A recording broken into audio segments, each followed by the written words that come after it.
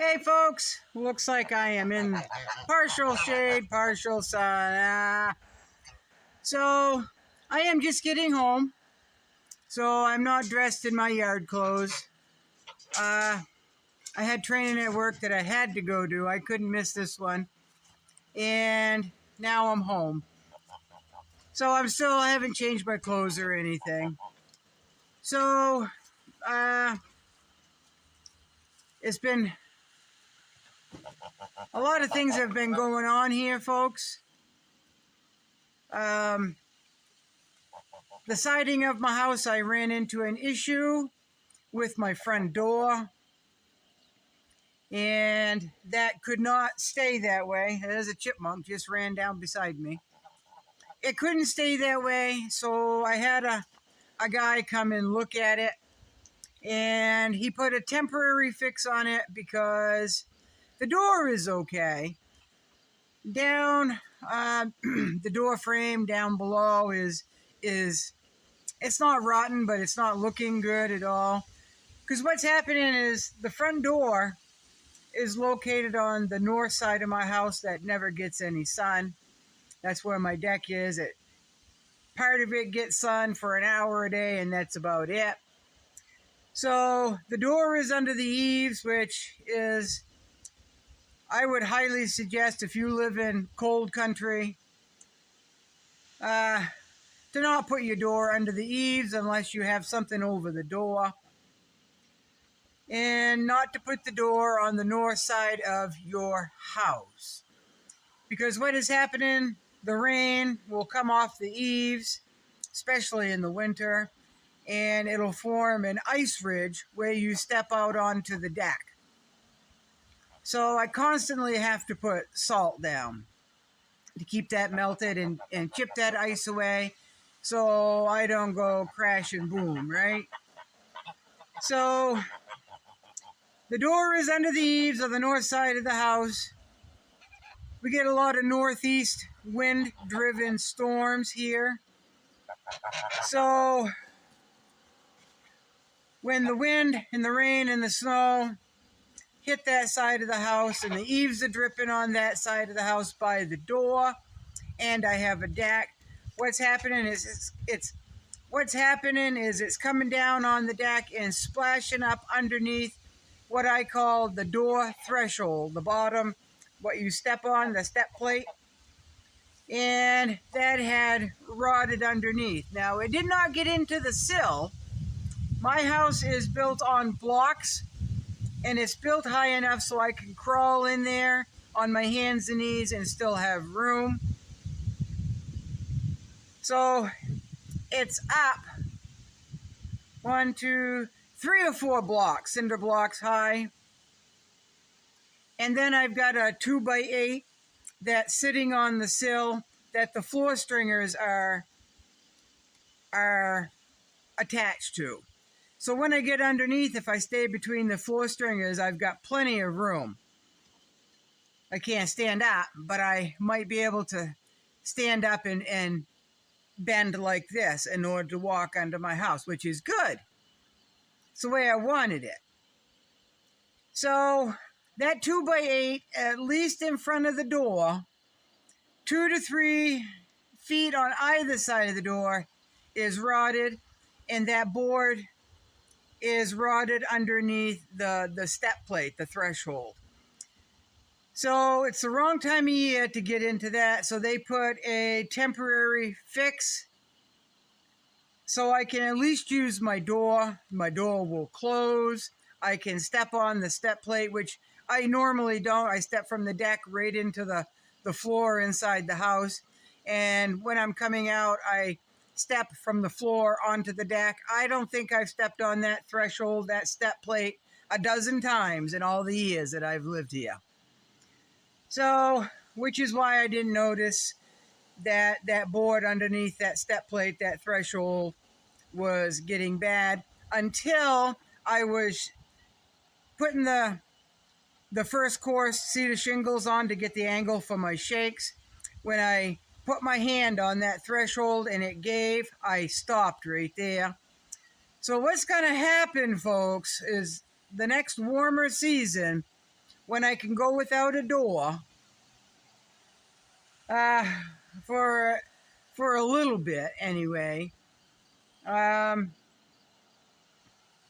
gonna have to cut that 2x8 out, and hopefully it didn't go into the floor stringers, and hopefully it doesn't do much damage until then. So it's going to be a little bit of a project. It's going to cost a little bit of money, but it's got to be done. But that's something that the fix now is good.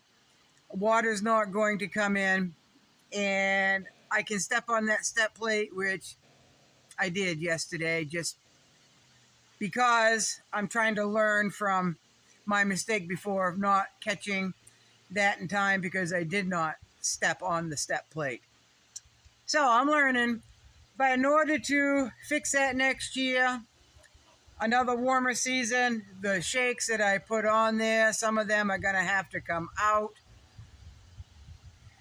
So I stopped shaking on the north side of the house, even though I've got less than 5 feet left to go to finish that. So I've moved to the garden side of the house and started doing that. But there's hornets. They want to eat me alive, and I'm allergic to hornets. So even though I sprayed it, I spray them after dark when they're in their nest, but not all of them die. So I have to spray again and spray again. Right. So that's where that is. As far as the house, I have to stop on the front side of my house. Right. Of all places, the front side.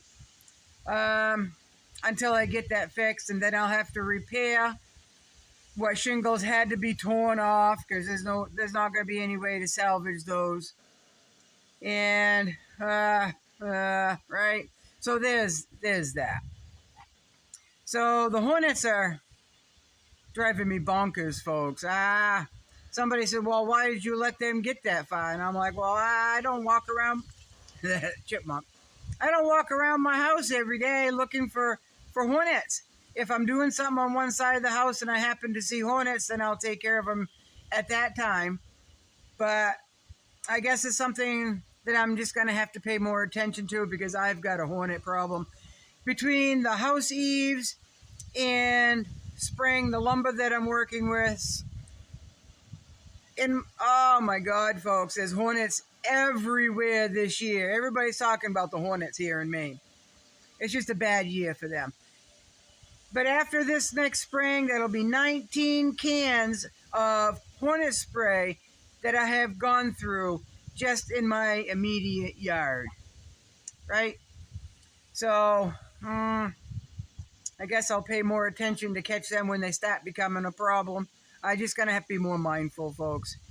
But again, there's another lesson learned, right? If you don't learn something every day, then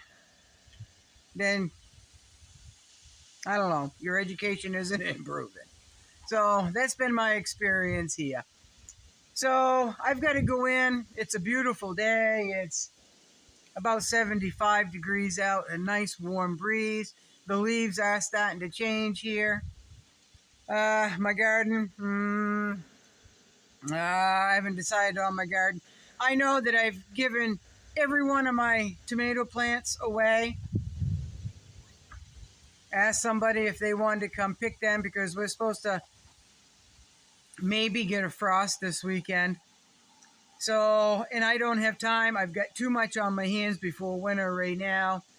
And it's too bad to have them get a frost. So I asked someone if they wanted to come and just pick all my tomatoes and ripen them off in boxes in their home, and then can them for themselves.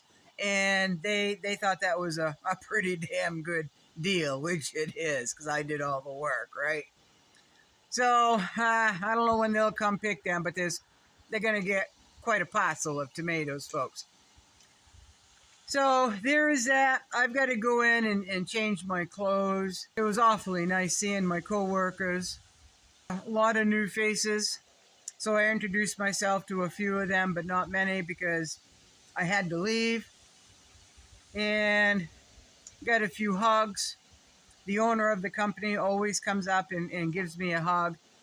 And today when she did that, I kind of looked around. That chipmunk. Back and forth, back and forth. So I saw there was quite a few looks from people that I didn't know. The staff that I already knew, they're used to the hugs. So there's that. It's good to know that I'm loved. It's good to know that I'm respected. And it's just good to know that other people, it's just good to know that they can rely on me to come in and do my job and do it 110%. Because some days I work 16-hour shifts, and I can tell you some of those days feel like they're at least 40 hours long. And some days I go pretty smoothly, but the rough days are usually pretty rough. And when you're dealing with behaviors, it kind of wears you out pretty fast. So I come home extremely tired, and I do that 2 days in a row. And Mondays are pretty rough. So anyway, that's what's happening on this end. It's a beautiful, beautiful September day. Like I said, the leaves are changing. The sun is very hot. The breeze is warm. But you can feel the coolness in the air all the same time. It's that dry fall air. And so it's just a beautiful day. It's a beautiful day to be in a work shirt. And yes, this shirt it's homemade. I did not sew it. A bunch of shirts were given to me, and I absolutely love them. They're comfortable. And as the owner of the company, there's one particular shirt that she really, really likes. And she always asks me when I don't wear that. And she sees me, she goes, "How come you're not wearing my shirt?" But I have several of these, and I'm very thankful for the craftsmanship. I am thankful for them considering me. It's basically a homestead shirt. They're homestead shirts. This one's got pigs and eggs and a fork and bacon.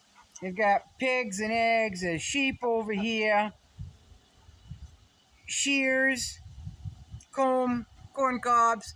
They're just kind of all over the place. And I get a lot of compliments on my shirts by a lot of people. They really like them. But the owner of the company, I always know when you're in a crowd because I can pick you out because of your flamboyant shirts. That's all right. That's all right. And it just is what it is. I guess my yellow, orange, and lime green t-shirts, they're pretty flamboyant. They're pretty bright.